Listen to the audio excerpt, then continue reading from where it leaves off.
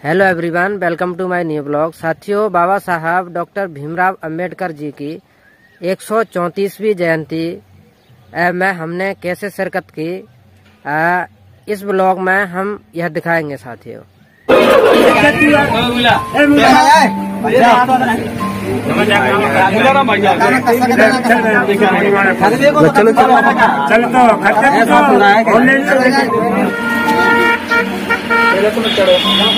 अरे पकड़ लो इन्हें, तुम तो चढ़ जाओ, सपोर्ट दे देंगे।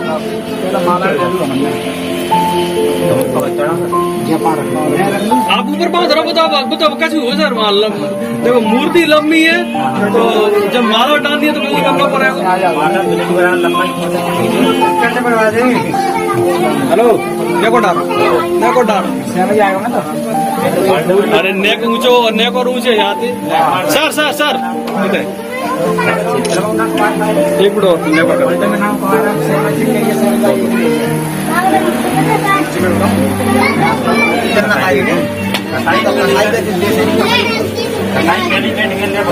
आप आया हम आ गए। अरे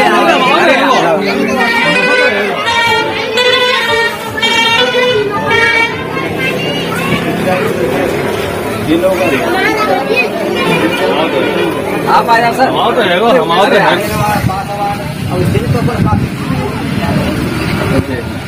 अगर बोल रहे कुछ बोला है जयंती, हाँ बोलना चाहे तो बोल सकते हैं। पूरी रोचक सब कुछ बात है जो बहुत ऐसे बोल रहे क्या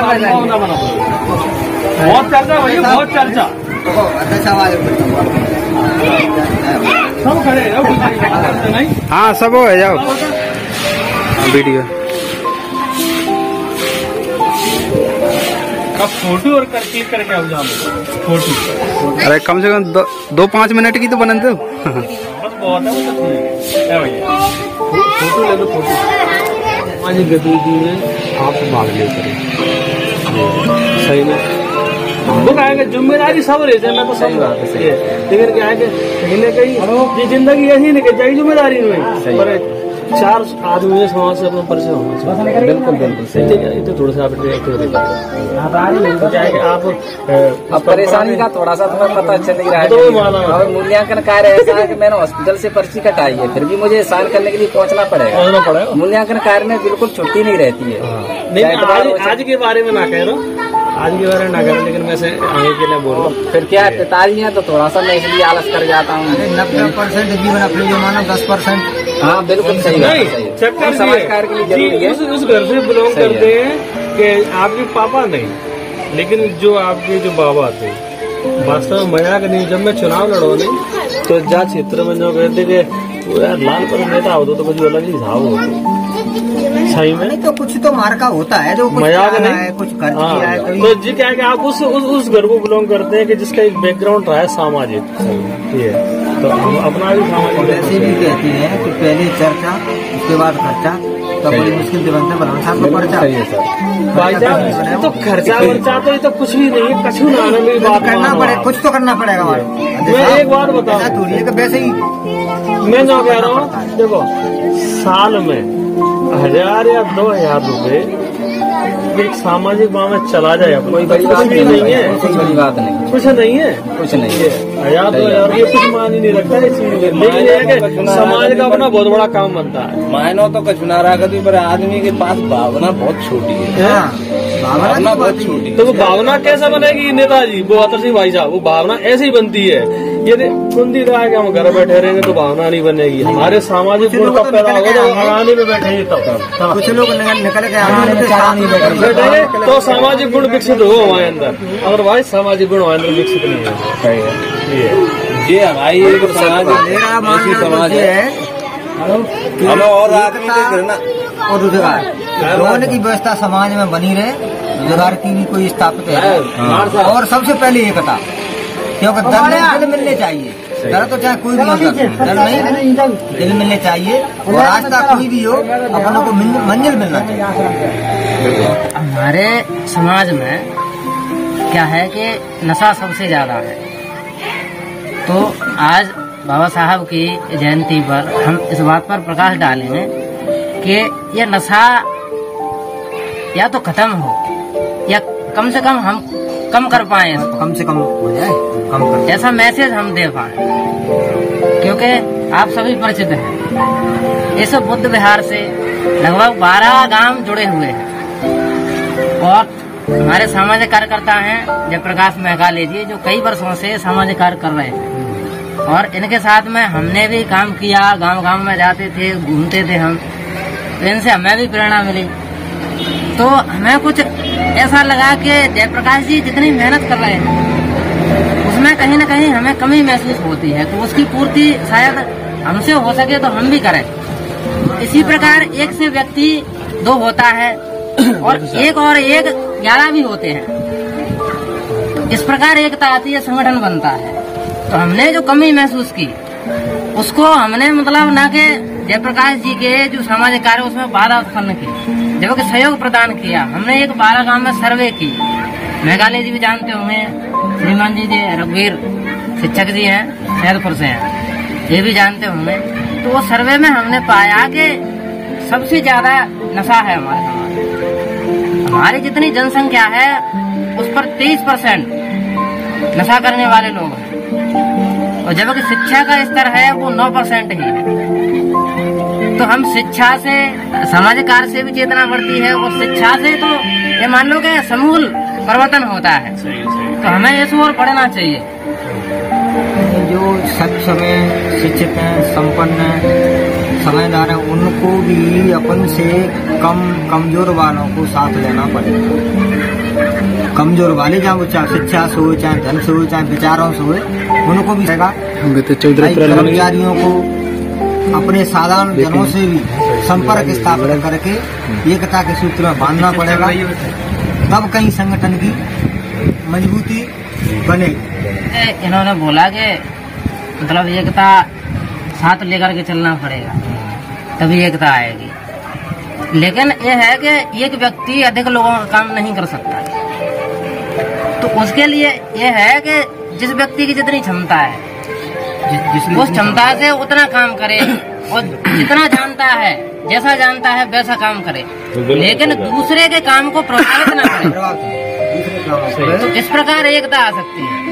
जैसे कि मेघालय जी थोड़ा प्रयास कर रहे हैं और उसमें क्या है कि हो सकता है कि मतभेद बने, मेरे विचार कुछ अलग हो, लेकिन मुझे ये ध्यान रखना चाहिए सामाजिक कार्य करते हुए कि जयप्रकाश मेघालय जी का कार्य बाधित नहीं होना चाहिए मेरे सामाजिक कार्य, तो एकता आ सकती है।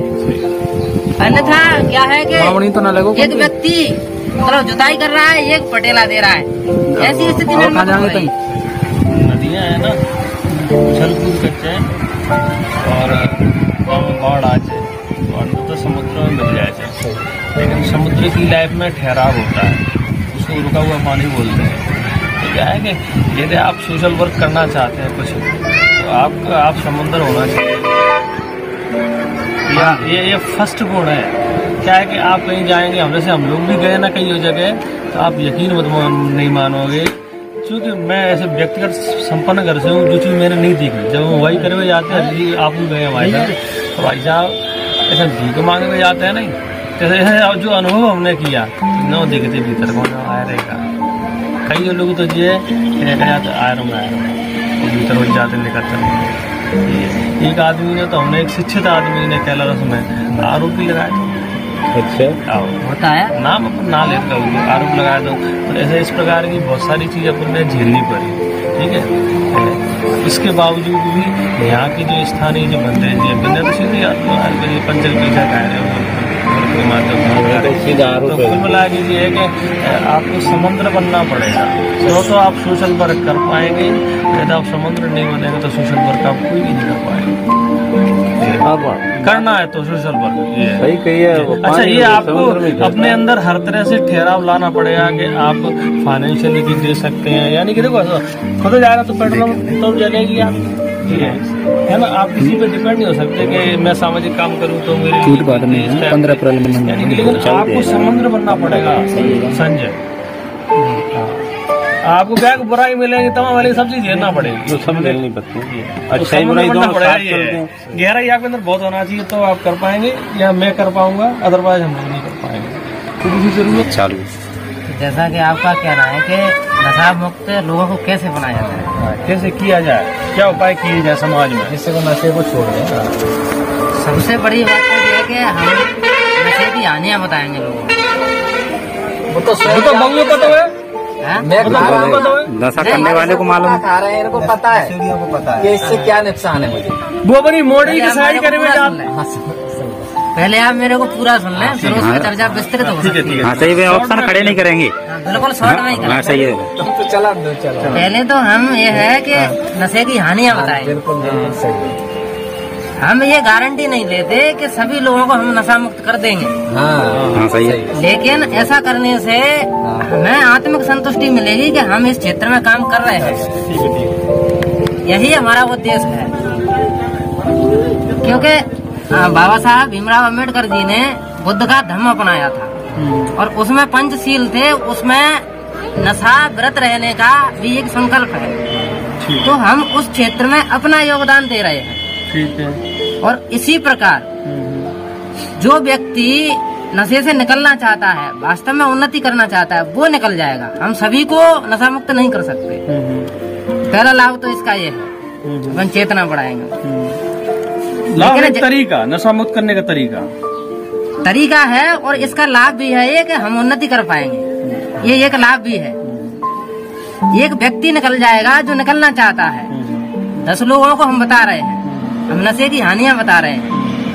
शायद आज ना माने, लेकिन उसको कोई विशेष नुकसान होने पर भविष्य में वो हमारी बात को याद करके वो नशाग्रस्त हो सकता है, नशा छोड़ सकता है। चलिए एक पॉइंट हुआ, जो बाप के नहीं मान पाए, अपने आप की नहीं मान पाए।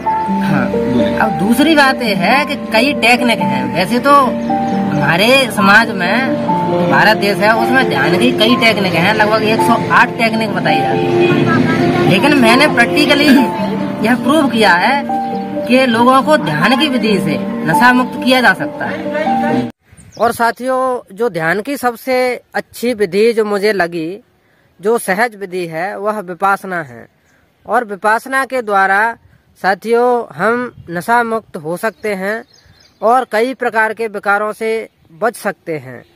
इसी विपासना विधि के द्वारा तथागत गौतम बुद्ध ध्यान को और ज्ञान को प्राप्त हुए थे साथियों। इसी के साथ साथियों आपसे अपील है कि आप हमारे चैनल पर नए हैं तो हमारे चैनल को सब्सक्राइब करें, लाइक करें, कमेंट करें और सभी दोस्तों में शेयर करें साथियों। धन्यवाद।